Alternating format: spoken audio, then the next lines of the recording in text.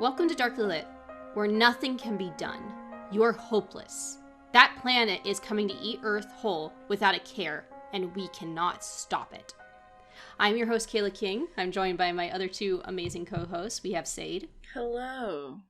Greetings from other universes, I guess.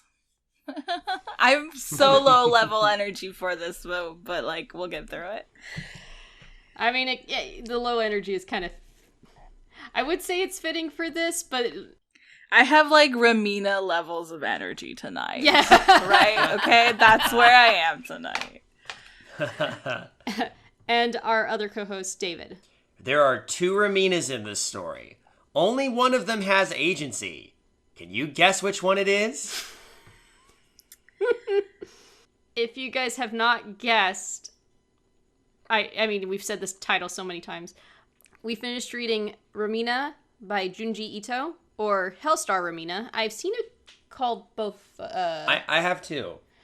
Was that a translation thing? Like when they localized it, like when they printed it in English, did they call it Hellstar Remina, or was it known as Hellstar Remina in Japan? Like, I would have to see the Japanese title to know, but like I have a physical print, hardcover print, and it's just Junji Ito Remina. Yeah, every copy I've seen or physical copy I've seen just says Remina. So my guess is that the Japanese title had like some form of Hellstar in the title, like Harusta Remina, probably something like that. And then just for simplification, because US really likes single word titles. This is true. So, although there is a trend in manga, especially recently, where the titles are really long. Have you noticed this? Yeah. Yeah, like, I decided to try and pick up girls in a dungeon or something like that. Or is it wrong to pick up girls in a dungeon, I think is the official title. Or like, the devil is a part-timer kind of title thing. Yeah, but I've seen even longer ones. Which is like, they're getting long. I miss the days when it was just like random object, like Bleach. Or like Berserk with like several exclamation points. Okay. No, you know what it is? There's that one that's just called Bastard, and it's like Bastard with 4 exclamation points. Or ones with the titles like Holic, but it's got 3 X's in front of it, so you think it's XXX Holic, but it's just Holic. Yeah, there's weird ones like that. Clamp has some weird titles. Yeah. Anyway, as much as I would rather talk about anime, please, what you were saying, Kayla. For now, just for the sake of simplicity, we'll just call it Remina. Sade, would you like to give the summary? Because even though I know you gave the summary last time... I volunteered. Yeah. I volunteered as tribute. I hope you're comfortable getting up on this crucifix, because you're the tribute. Plus, you could probably pronounce the names a lot better than we can, because you have better weeb cred than we do. Yeah, the weeb strength is strong with this one, so. I guess out of the 3 of us, yes. I did also, like, take Japanese in high school, so I'm at least confident enough that I can pronounce names. They're not crazy. Okay, Remina. So the manga, so it's manga. So we're back to Junji Ito, who we all know is well known for his horror manga, and we love his art. Okay, man, I really don't want to discuss this book, but it opens up, very attention-grabbing. We've got 3 panels. It's like a angry mob chanting, "Kill her," and then we get this, like, shot of Remina up on the cross. And we're like, oh, okay, shit's already hitting the fan. And then we cut to 1 year prior. And we're introduced to Professor Oguro, who is being congratulated for his Nobel Prize. Because he, like, predicted the existence of some, like, wormhole. And there's this planet that has just appeared that has, I guess, come through the wormhole. I don't remember, but I'm pretty sure that's what it was. And his daughter, Remina, it's her 16th birthday, and the planet happened to appear on her 16th birthday, and thus he has named the planet after his daughter Remina. And so this kind of turns Remina into a little bit of a celebrity, where people are like, oh, she's got, it's the planet girl. She's kind of shying away from the limelight, but there's this dude named Mitsumura who is from the Vesta agency. Like, I don't know, it's like Pop Idols or just like, publicist. He's like, yeah, you could be a celebrity. An idol, essentially. And so she kind of just reluctantly agrees to it, but then she does really well. Everyone loves Remina, yay. She has a fan club. She's got this sponsor with this family, the Minashi family, and they invite her over for dinner, and we're introduced to one of the family's son, who Kunihiro, who is a big fan. And then later while they're visiting for dinner, we get a brief moment of, like, Kunihiro showing her this, like, bunker that the family has. Wonder why. And then we cut to, scientists being like, oh, hey, that planet that we discovered, it's getting closer, and there's something weird about it. Now people are panicking because as the planet is getting closer to Earth, it's also, like, destroying or devouring everything else in the solar system along the way. But while that's happening, it's Remina's birthday, and they're celebrating, and then people are also freaking out about the planet, and so they, like, turn into a huge mob that for some reason have been convinced that if they kill Remina and Oguro, her father, that the planet will disappear, or, like, leave Earth alone. So they are at the Vesta agency building when, like, the mob breaks in, and they're all freaking out because, like, somehow the planet got to Mars, even though our Discord patrons pointed out that, like, the order of that doesn't make sense. Anyway, this giant tongue comes out of the planet Remina and swallows up Mars, and now people are panicking, and they're like, we have to kill Remina and Oguro. So they mob the building, and so it's Mitsumura, her, like, agent, Kunihiro, which is, like, the sponsor's son, and then this guy named Goda, who is the manager of Remina's fan club. And then some other nameless dude, he gets killed right away, so we're not going to bother to name him. Escape in a car, and they get to Mitsumura's place, but they're like, okay, they're going to figure out we're here. They do figure out that they're there, and they escape into the sewers. They are like, oh no, Remina's here. It's like they see it all hovering above them, and you see the people of Tokyo being like, what do we do? And someone's like, no, we have to kill them, and then we'll be okay. Because mobs are scary. Oh, and then there's hooded guys who come on TV who are also like, yeah, we need to kill Remina. Because that is objective 1.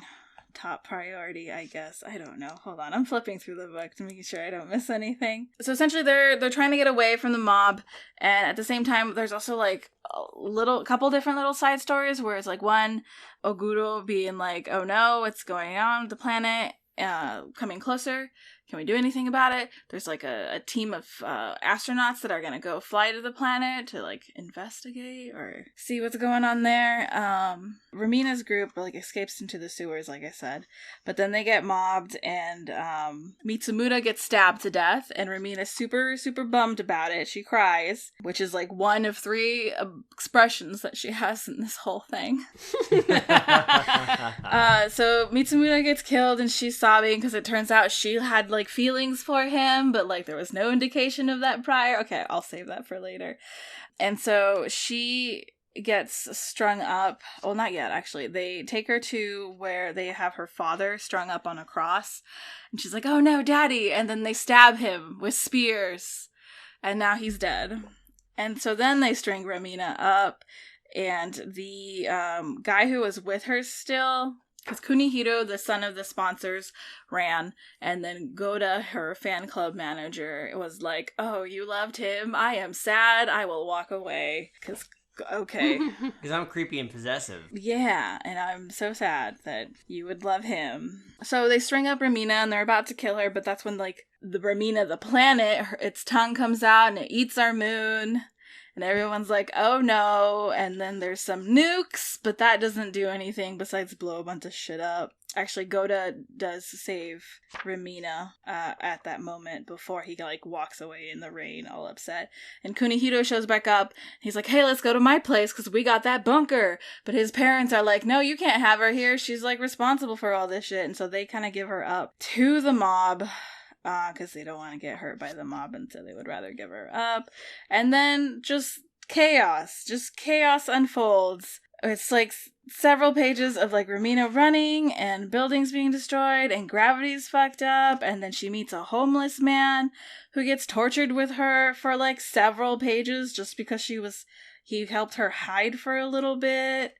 The planet Remina is like licking Earth like it's a fucking Tootsie Pop, and it's causing it to spin to the point that like gravity isn't a thing anymore, and like Remina and the homeless dude get to fly around Earth while all like this giant mob of just like people from around the world are like chasing them, but then everybody is dead except for Remina and the homeless dude. They get caught, they get crucified again. Remina gets thrown around by a ragdoll by one of the hooded guys for a while. Hooded guy turns out to be Goda. And then there is also this little bit of a more interesting subplot of, like, the Minashi family, like, the sponsors, like, because they were in their bunker and they're like, hey, we're going to leave the planet because there is a shuttle for only rich assholes and politicians, so let's go do that. And so they leave Earth, thinking that the astronaut team that had, like, gone prior was sending them a signal, like, hey, it's cool here, it's fucking paradise. But it's not fucking paradise, it's, like, literal hell, and you can't take your helmet off, because then the air is, like, acid, pretty much. Yeah, I'm doing great, aren't I? You're on a roll. Hey, you're doing better than what? See, my summary would have just been, and then some guy shows up and he's terrible, and then another guy shows up and he's also terrible. A lot of dudes are very terrible. And then like the KKK looking guy licks Remina's face and then smacks her against a wall for fun because it's weird and what the fuck. And then also everybody flies around chasing Remina. And the homeless guy is, like, almost a superhero with the shit.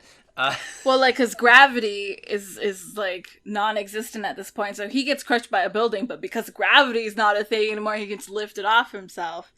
So everyone who tried to escape to the planet Remina, they're fucked. Everyone else who's, like, left or, like, is a fucking crazy mob or is just Remina, homeless dude, they run into a couple, and there's, like, 2 kids with them, and they escape to the Minashi house where they had the bunker, because hey, that homeless guy is probably their estranged son that was hinted at, that they thought was the astronaut on the planet Remina. Mm-hmm. And so Earth gets swallowed by the planet Remina, but it's okay, because our girl and the homeless dude and these random strangers are, like, floating in space in the bunker that somehow got, blasted off into space, and they got, like, a year, maybe, that they could survive in there, and Remina's just like, okay, cool, whatever, I'm just gonna stare out into space with the same expression that I had in, like, the first page. That's Remina. Okay. Damn, son. Before we get into, like, opinions and all that, I want to give mine really quick, because I had asked for questions and comments, and of course our Discord, by the way, if you want to join in our Discord discussions, please join the Midnight Marinera Patreon. For just $1 a month, you can join on the Patreon and have discussions with us on these books and all that. Indeed. A lot of the people that joined in there really did not like this story, and I get why, don't get me wrong, I really do understand, but I don't think I hate it as much, and I probably think that you guys didn't like it as much either, but okay, the way I view it, I think if you look at it from a distance, the idea behind it is kind of fucking brilliant. One, the horrifying part of the fact that a planet is coming, it's going to eat Earth, and there's nothing anybody can do about it. And the fact that humanity cannot fathom that, and all they can do is just cling on to anything. In this case, they just cling on to the hope that if we kill this person who just happens to have the same name as this planet that's coming for us, maybe we can save ourselves. But in the grand scheme of things, this planet doesn't give a shit about them. It's just food. That's it.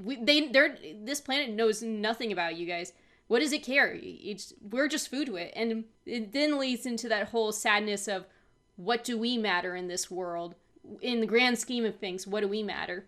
And I think that's brilliant. I think that's probably why Remina, from what I've read in or seen in video essays, it's often compared to H.P. Lovecraft. In H.P. Lovecraft stories, it's always the hinted at, like, well, Cthulhu might come and eat us. Cthulhu might come and destroy the world. Oh, this monster might.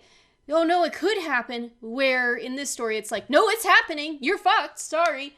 And this is true cosmic horror. Yes. This is like, nope, it is facing you it's right there. It's happening. You can't do anything. And this scares humanity so much that they'll do anything not to think about this or consider that, well, that's the end of it, even when they see it right in front of their face. And I do appreciate that. However, when we get into the details and the actual story itself, it's not well executed. I will give it that. I don't think it's well executed. You know what? I'll pause here. What did you guys think? I mean, for pretty much, yeah, I agree with you. The concept and a lot of, like, the themes, like, exploring, like, what drives all of humanity into madness, or just, like, the confrontation of just, like, we're fucked, and, like, the denial that, you know, people experience, like, the collective craziness. Like, there's just some really great themes. Overall, the whole concept, like, fucking brilliant. I love the concept. But you're right, the execution, at least for me, was really disappointing, because I've never come across, like, a Junji Ito work that I, like, did not enjoy on, like, you know, on a more than average level of, like, how much I enjoy things. I think the biggest issue with Remina is, like, the pacing, with, like, because Uzumaki, it's a longer graphic novel. In some parts of it, maybe it's even a little slow, but, like, it builds up to, like, that, all the craziness at the end really fucking well. Whereas this just kind of, like, escalates immediately. And it does not stop. I think another issue, too, is, and I saw just a couple of Discord members mention this, he does very well when it comes to shorter stories. In the case of Uzumaki, it's more this weird thing is happening and we're following different people and like small stories that are affected by the spiral. I think this story would have lent better into that sort of format. It would have been, because again, concept, brilliant. Oh my god, this is something bad's gonna happen. We're gonna die. It would have been nice to see different stories around the world of, oh my god, how is this affecting people? How are they reacting to it? And the horror of that. I think this is the first time I've read a Junji Ito story where it's just, it's a one continuous fluid story rather than a collection of thematic stories. Because Tomi has a similar vibe as well. It's not just one continuous story. It's a lot of different stories surrounded by this one girl. So right. I mean, there's probably others. I just don't know of them. But I mean, there's definitely other works of his that I haven't had a chance to read yet, and I would like to. I don't really know what to compare this to other than, say, the other ones that I have read, which are Uzumaki and the Amigara Fault. Again, Amigara Fault is a shorter story, too. Yeah, it is a shorter story. That's the thing. I definitely feel the same. I think there's a general consensus here because I think for me, the stuff with the looming planet, the stuff with the cosmic horror, the existential dread, and even like the trying to find thematic comparisons between what's happening to Earth and that Remina versus Remina herself was something I was reaching for. Yeah. Remina is the opposite of the planet, and that the planet has this weird, horrible, sinister agency, and there's nothing it can do about it. And Remina, things just happened to Remina outside of her control. The entire thing, the entire story. And other people just kind of pick her up, literally in a lot of cases pick her up and just keep her moving forward. Even if she just wants to be like, no, even like the one time she's like, let me just stay here and be killed. And they're like, no. And then they move on with her and she just doesn't do anything. And at a certain point, it really just leans into the absurd, because the part where you talked about pacing, and the pacing issue got to me after the second or third time they tried to ritually sacrifice Remina, and I just went, they're going to set it up, and then Remina the planet is going to interrupt. And by some crazy coincidence or miracle or whatever, Remina will get out of the situation relatively unscathed while everybody else is killed or maimed or whatever. Like, when they first survive that nuclear explosion, or when they survive being, the planet getting licked for the first time and the city collapsing, or when they survive being blown around the entire fucking Earth while an army of haters chases her deliberately, led by the worst fan club president ever, who's dressed like a fucking cult leader, who won't die.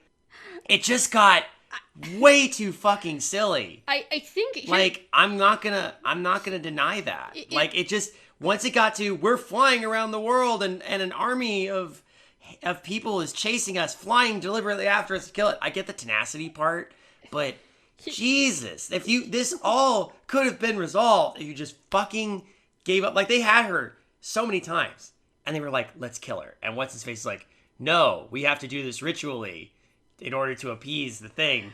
And this was interesting to me. That, what was the fan club president's name again? Goda. Goda? Goda, yeah. Goda. Yeah, he was getting off on this. Oh, yeah. Yeah. I mean, there's the whole, weird part where, he licks her. Yeah, she's, unconscious, and he's, hanging onto the thing that her dad is, and he just takes the opportunity to lick her cheek with his creepy, gross Remina-esque tongue. Planet Remina-esque tongue. Here's the funny part. Okay, I almost see this as a funnel. You got the top where it's, great ideas. And then I could see how these ideas came about, but then it's almost like he's like, let me take it a more absurd way. Yeah, that's what I'm saying. Hold on, let me explain. Okay, so for example, planet's coming, it's gonna kill us. Humanity freaks out. What do? Well, what do religions typically do? Sacrifice people in order to save themselves from the gods that are gonna destroy them. Ramina's a scapegoat. That's the idea. They take that too far. Same with, he probably thought, okay, what would happen if a tongue swallowed the planet whole? How would that work? And then he would think, well, of course gravity would be messed up because it would be spinning. He would probably be spinning it into it. Okay, so then gravity messed up. Okay, what if we have a weird ass chase scene with a bunch of haters? And I just feel like everybody on the planet would be turned to fucking jelly because of the centrifugal force of the planet. Right? I had that too. Even if they were hurling around the planet for the speed that they were going at, that they did a full rotation around the planet, I'm like, no, you guys would be jelly. I feel like the gravity, is it the combination of the fact that the gravity is being offset by Remina's own gravity? That was the other crazy thing, Remina is so close that her gravity is offsetting Earth's gravity, so now okay, I could forgive that part of it as I think about it, just because, Remina is from another universe where logic doesn't apply in necessarily the same way. You know what I mean? Possibly, yeah. From another... Remina came from another universe. Yes. Came from a wormhole. So does it bring with it its own, other universe logic or rules of physics? Yeah, I mean, some of, the really crazy shit with, gravity being messed up and, earthquakes and Mm-hmm. I feel like, I could have enough suspension of disbelief, to be like, yeah, okay, yeah, why can't they fucking hurl around the earth being chased? For me, it was mostly just all of the characters. For me, I need good characters. I need well-written characters, and Remina, so far from it. So far from it, it's really upsetting. And then I liked how random homeless man became an important character. I know. And then it turned out, only because of coincidence, that he was the lost son of the Mineshi family. Yeah, I did kind of appreciate that little surprise. I was like, okay, that's, kind of okay. Yeah. But I think I know what you're about to say, though, right? You wanted him to be just random homeless man and have no connection to anything. Yeah, I kind of did. That kind of would have been cool. He's just he goes to fucking bat for her for no fucking reason. I almost kind of because it almost sort of hinted at this, and there was a point where I'm like, ooh, you know what, this homeless guy might be my favorite character, because he was just didn't give a shit. He's just God, I just want to be left alone.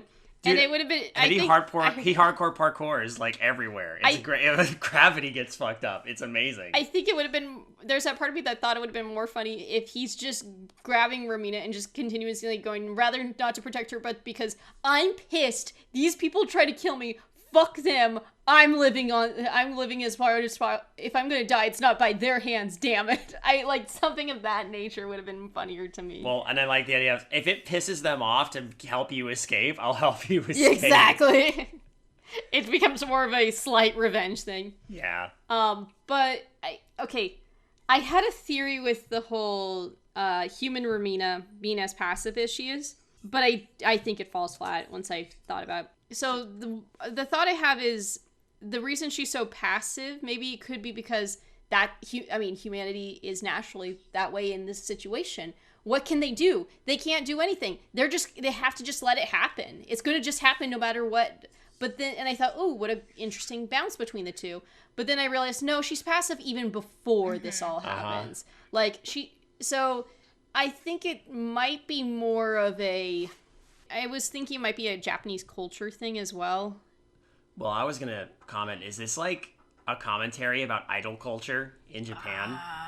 Because what does Remina actually do? What is she talented in? We don't see her actually do anything to become an idol. She just is because other people decide to give her the idol label. Yeah, because she's pretty. She smiles all cute in commercials or whatnot. I don't think it's so much a commentary on, like, idol culture, because there's, like, definitely other things that are worth exploring if you're going to talk about idol culture. Yeah, there Perfect you go. Blue. Go watch Perfect Blue if you haven't seen Perfect Blue. Ramina's character, I think, does reflect a little bit on that Japanese culture of just, being, I don't want to say passive, but, like, respectful. Quiet, not be rude. Unfortunately, it is passive. Yeah, passive is kind of the best word for it, but it's for the reason of being respectful rather than. But I feel like Ramina's character she just so empty. She doesn't change at all from beginning to end. You think watching her father and the dude she get murdered. Like, yeah, okay, she wallows and is just leave me to die for a minute, and then but I don't know. I feel like she should have been insane or something at the end of it. Yeah. I don't know. I was just overall really disappointed with this. Some of the art was really great though. That's the only thing that I can flip through and actually enjoy is looking at some of the art, the when they take the helmet off on the planet Remina. Those were some fucking great pages. As pointless as I think the scenes where the rich people go to live on Remina, God, they're so fucking stupid, those people. But it has the best body horror. Those were the most interesting pages to me. Yeah. Because I don't know, that was more horrifying to me. Okay, you think you're gonna be safe if you go here, but no, you're fucked and you're stuck there now. That was, to me, more interesting than all the crazy that was happening on planet Earth. Agreed. Again, I think it would have been better, if there was a collection of short stories, maybe Remina's story would have been a much more smaller story. And then we follow this group of rich people who say, okay, let's save ourselves by going to this planet. And then that horrifying thing happens. Or, other reactions from other people. I think this is why Uzumaki did it better. The difference between Uzumaki and Remina is the spirals are much more subtle, horrifying thing that's happened that you don't realize until the very end. There really is nothing you can do, but just it's going to happen no matter what. There's still that sort of hope, well, maybe there's a way, and it's almost more like a mystery to figure out why is this happening. And I don't know. I just think they're two very different types of stories. Uzumaki's more of a subtle build mystery collection of stories, where this is, bam, here it is. Crisis, crisis, crisis. Reaction, reaction. It is disappointing. I don't hate it as much as, I think other people do. On the contrary, I didn't hate this. I just think that it gets beyond absurd at different points. And it didn't leave me a lot to work with when it comes to talking. I said what I wanted to say about it, and now I'm ready to move on. Yeah, same. I'm in the same boat. I can't stop thinking about how useless the cult leader guy is, because clearly he wasn't doing it. He wasn't doing any of this. I say it again. I stress it. He wasn't doing any of this to appease Remina. He wanted to get off on torturing Remina.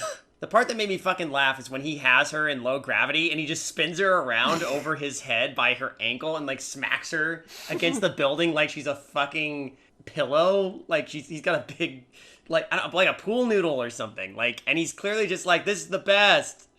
And I'm like, oh my god. Yeah, no.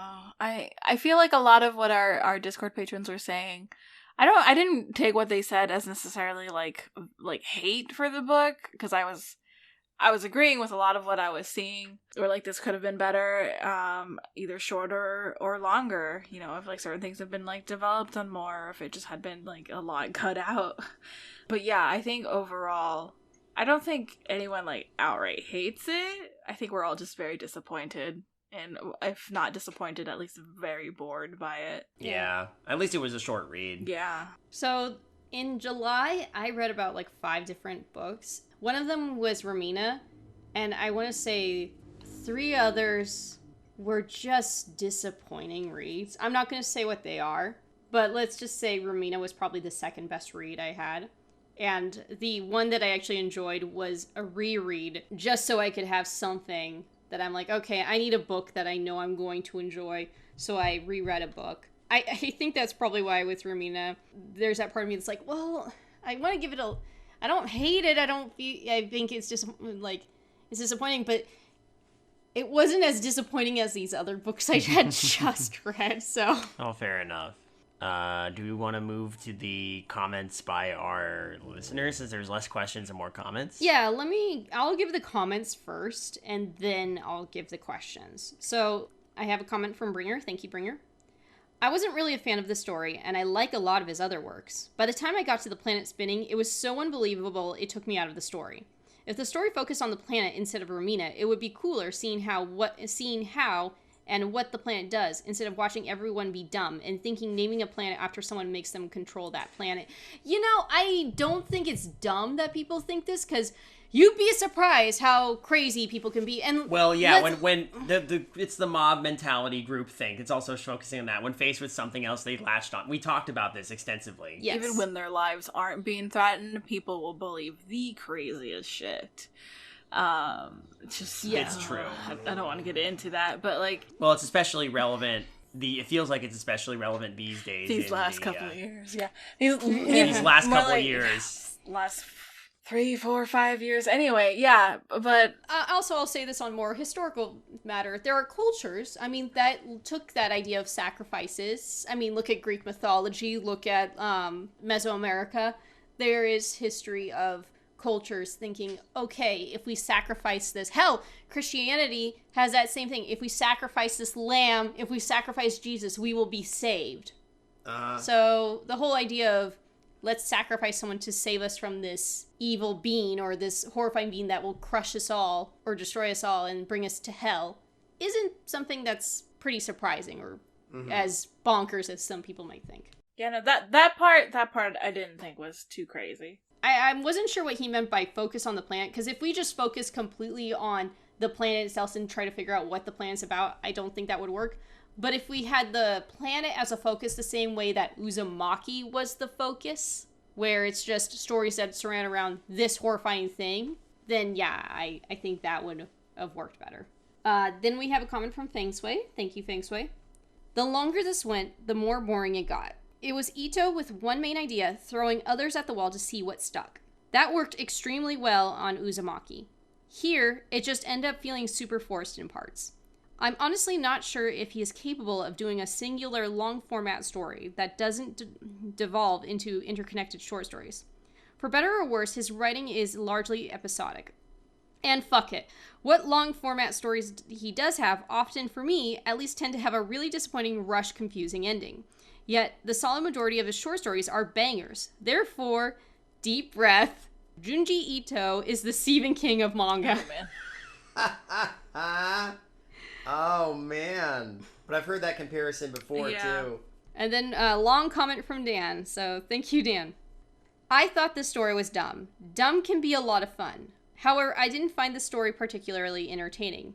I thought it could have leaned harder into the comic absurdity of everything happening instead of seeming to try to keep a somewhat sinister tone in places. The mob mentality theme was oversimplified to the point of being silly, and I think the story could have been stronger if it was slightly more self-aware.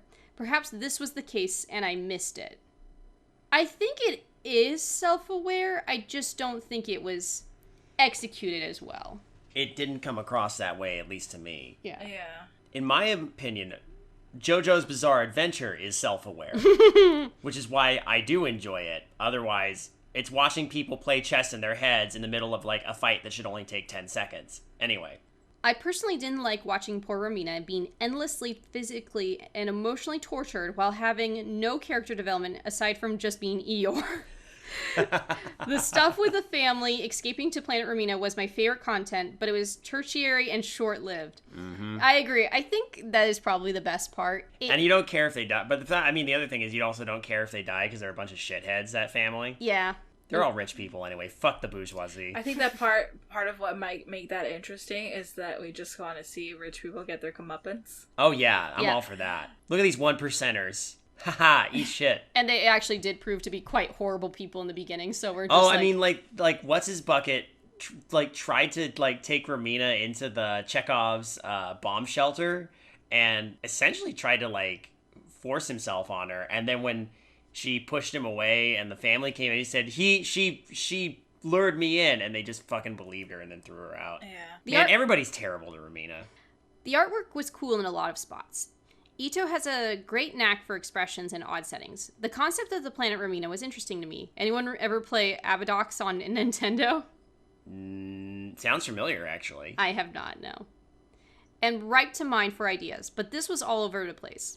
While reading, I was imagining Ito surrounded by a bunch of elementary and middle school kids shouting, "Now do this! Cool! Now do this!" If this was more like an exploitation space horror, I would have dug it more. What we got felt a little fat, scattered, and lacking to me. We did receive questions. Actually, we received questions from Kane Mac and Dan. So Kane Mac's question actually is very similar to one of Dan's. So Kane Mac asks, "Did you find Remina's passiveness annoying? She might as well be a rag doll dragged along by everybody else in the story." And then Dan actually asks, "Do you find the treatment of Remina off-putting, or am I just getting soft in my old age?" It is off-putting, but also, yeah, she is literally, I mean, that's the point. She is literally treated like a rag doll by everybody. And again, I think that's why that part where she's being literally flung around by her ankle and slammed into the building by the fucking cult leader guy, both hilarious and sad. Yeah, I think what kind of makes it hilarious is just her lack of response to it entirely.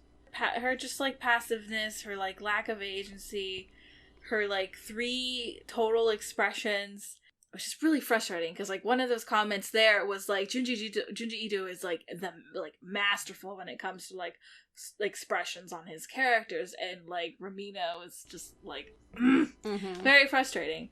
I feel for sure a lot of the torture porn that she gets put through was off-putting, but I think for me it was off-putting in the sense of I don't care. Yeah. She's not responding to it, so why should I be bothered by it? I don't know.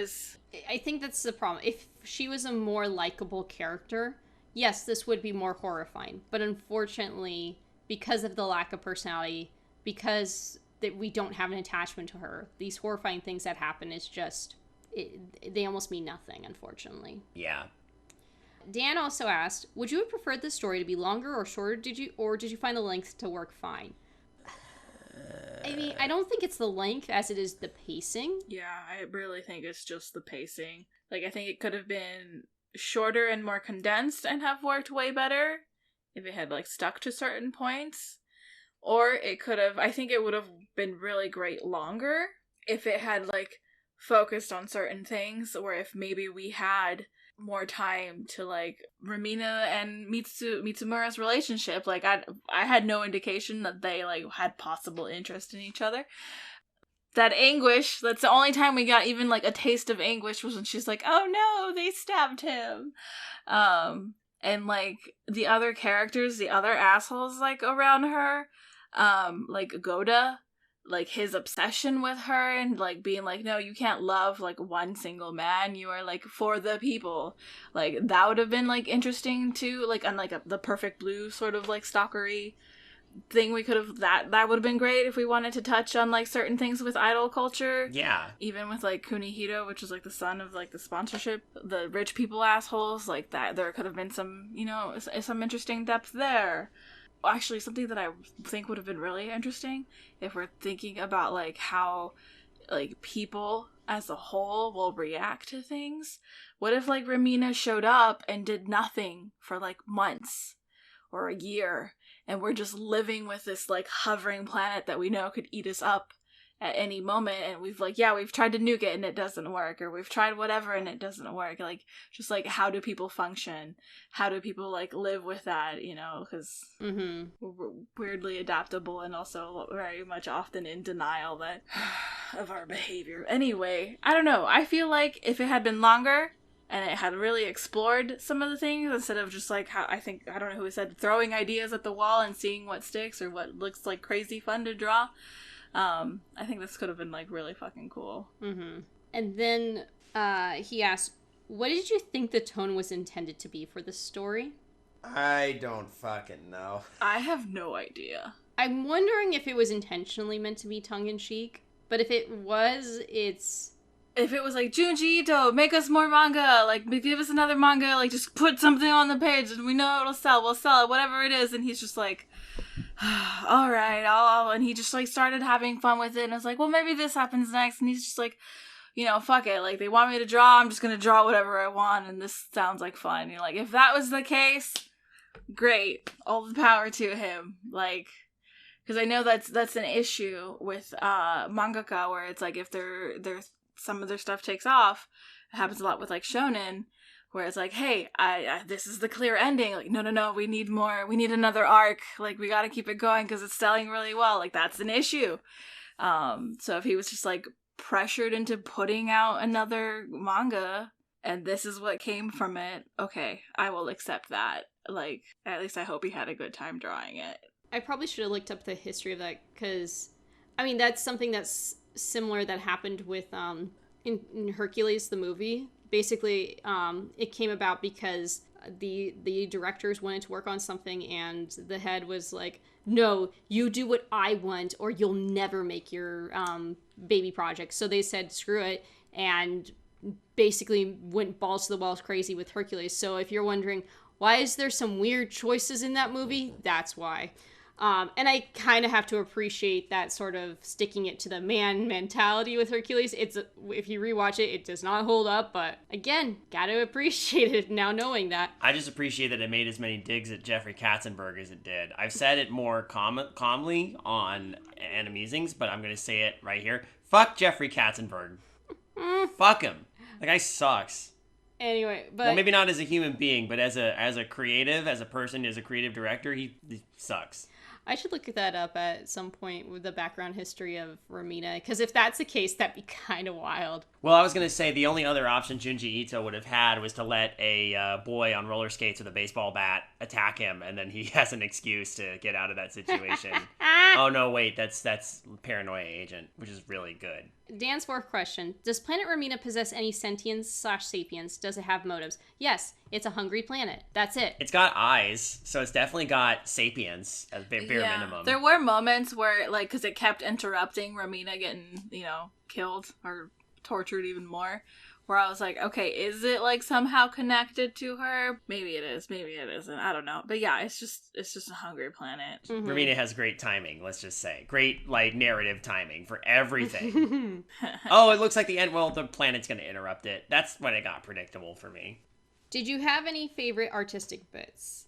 Yes, when they go on planet Remina. Yeah, like the hellscape that is the actual, like, planet surface was really gorgeous. I really love those pages where we're watching that head, like, shrivel. Mm-hmm. It just, like, fuse to the planet. That's a lot of fun. I really wanted more body horror in this. I really wanted more body horror. This is a really small thing, but did anyone else appreciate the kind of weird retro future aesthetic for the city? Yeah, with, like, the flying cars. Yeah. It was very, like Jetsons kind of. Yeah. I was gonna say Jetsons, or even like, if we're gonna go with something from Japan, Astro Boy. Yeah, that's cute. I mean, it just kind of was just like there. Yeah. And you couldn't really enjoy it with everything else going on. It just, the moment I saw them traveling through the sky in a little flying car, I was like, oh my gosh, yeah, it's a retro future aesthetic. That's it's not super focused on. It's just a little artistic bit that I enjoyed. That it has that vibe to it. The flying cars and the people on jetpacks, That was something too. If we read another Junji Ito, like, longer manga, can it please be Gyo? Oh. I'd like to read something with, like that would be cool. One of the things I liked about Uzumaki is the supernatural elements to it. This was definitely more like sci-fi horror. Let's go back to like some good old supernatural horror. We'll definitely put Gyo on the to be read list for Darkly Lit. Perfect. That's all the questions we have. Do we have any final thoughts? No, I've said what I've needed to say. I'm ready to close this book. Yeah. All right. Well, it's the end of the world as we know it. Just letting you all know, we won't have a Darkly Lit episode in September because David and I are actually in the midst of moving into a new place, and it's been kind of insane. And then not only that, there's a bunch of other life stuff going on. So for now, to give us some breathing room and one less thing to worry about, there will be no Darkly Lit episode in September. However, there will be a Darkly Lit episode in October, ready for Halloween. And this time we're going with something a bit special. And plus, this gives us even more time to be able to read and enjoy this book. I'm excited about this one. For October, we will be reading The Devil in the White City by Eric Larson. That's right, we're going with a nonfiction novel, and it's going to be about H.H. Holmes. Hell yeah. Woo! If you like what you hear, please check out our other podcasts on the Creative Horror Network at creativehorror.com, or check out our YouTube page. Just look up Creative Horror. We have some other fun podcasts like Undercooked Analysis and our new podcast, The Jameson Tapes. Speaking of Halloween, keep an eye out for some fun Halloween stuff. Midnight Marinara should be returning with its yearly Midnight Marinara episode. So we have 2 potential ideas cooking right now. It depends on how things arrange themselves, based on the move and on the availability of writers/performers for the show. But I have a couple ideas ready to go. Well, they're in the works. In the works. Keep an eye out for that. Oh crap, is that planet coming closer to us? Well, it did just plow through Saturn. You could see the explosion from here. Wow. You didn't even need a telescope for that. It's what, like 16 light years away, right? Yeah. Oh god, it ate the moon! I mean, maybe now Remina can tell us if it's made of cheese. Good evening, intrepid listeners. This is the Pasta Shade, the host of Midnight Marinara, and this podcast is part of CreativeHorror.com, a network of podcasts and creators working together to build a constructive community of horror fans. For more content like this, visit us at CreativeHorror.com.